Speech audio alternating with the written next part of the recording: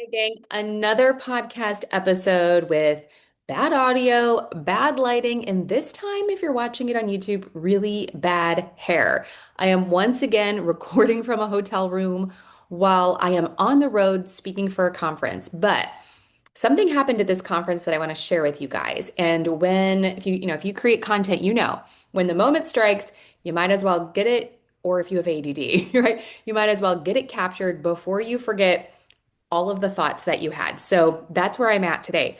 So I just got done speaking at an elite level conference in Tulum, Mexico, which explains why my hair is getting bigger and bigger and larger from the humidity as the days go on here. But I wanted to share with you something that happened at a conference designed for a company's top tier, most elite advisors. After I got done speaking, I had advisors coming up to me, and these are advisors who are running incredible businesses, have already got a lot of systems and scale in place. They've got well-developed teams, great standard operating procedures, already obviously have an exceptional client experience to be at the level that they are at.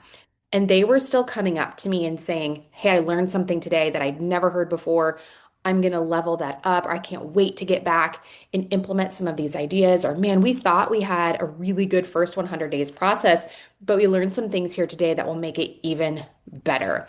And I'm not saying that to pat myself on the back for the first 100 days content. I'm saying that because it made me realize, right? Like I was almost even not nervous to speak. I'm never nervous to speak. I love talking. But, to talk to advisors at this level, hoping that they were going to get something out of my talk. And when I had a line of people afterwards coming up to tell me what they learned from it, it made me realize there is a very common personality trait among the best of the best. And it is this embodiment of coaching, like being coachable. So, coachability, curiosity, and willingness to change. This is why the best continue to get better. And this is also why certain advisors kind of cap out. So, the surprising trait that I have noticed of top performers is that they never feel like they've arrived, even though their business is phenomenal, exceptional. They're actively on the hunt for tweaks, they are actively on the hunt for refinements, anything that gives them that small or slight edge, right? So, this is the people you would expect to be the most set in their ways because they've already achieved so much are often not set in their ways at all, an open and willingness to learn, right? And I think about this through the lens of the Olympic athlete, right? These Olympians, these gold medal athletes are literally the best in the world at their vocation. And they have coaches. They are still open to feedback. They're looking for not necessarily like something that's going to totally change the game for them because they're already pretty dang good. They're looking for those marginal gains, which is kind of like a devil in the details thing for me, right? They review film, they review their mechanics. Professional athletes, professional teams look at those micro movements to see where they can get that marginal edge. So if the absolute best in the universe are looking for feedback, why wouldn't we? James Pollard, I saw did a post the other day on LinkedIn, and he made the comment, and I'm totally behind him on this, that he can tell roughly how much an advisor is making in revenue based on the first like 5 to 10 minutes of their conversation. And something he called out in that post that he can use to predict income quickly is this: how resistant is an advisor to ideas, to change, to something new? If they immediately get defensive, right? When you say, "Oh, hey, I'm noticing this," if they have that "yeah, but" energy, you can feel it in the first 5 or 6 minutes. And you can tell whether somebody is open to coaching and new ideas or being willing to experiment inside of their business to see if what you say is true, or if they get really defensive, right? I've had this a few times over my career where someone said, "Hey, like, I don't think your coaching or your program could give me my like a business like mine is unique. Mine is so different. Mine is really unlike anything before. I just had this happen recently where I had an advisor say like, "Hey, I don't think that's going to work for an hourly coaching business." Even though little did she know, we've already had tons of hourly folks go through the program and get tons of value with it, right? Especially if she had just told me that her goal was to get more AUM clients, and I was sharing different ways that she could position it to get more AUM clients, and was immediately like, "Nope, that's not going to work for me." There is a massive hidden cost if you hear yourself saying, I already know that, there's a massive hidden cost to that. So, familiar with something doesn't mean you've actually executed it, number one. And awareness of it doesn't necessarily equal mastery.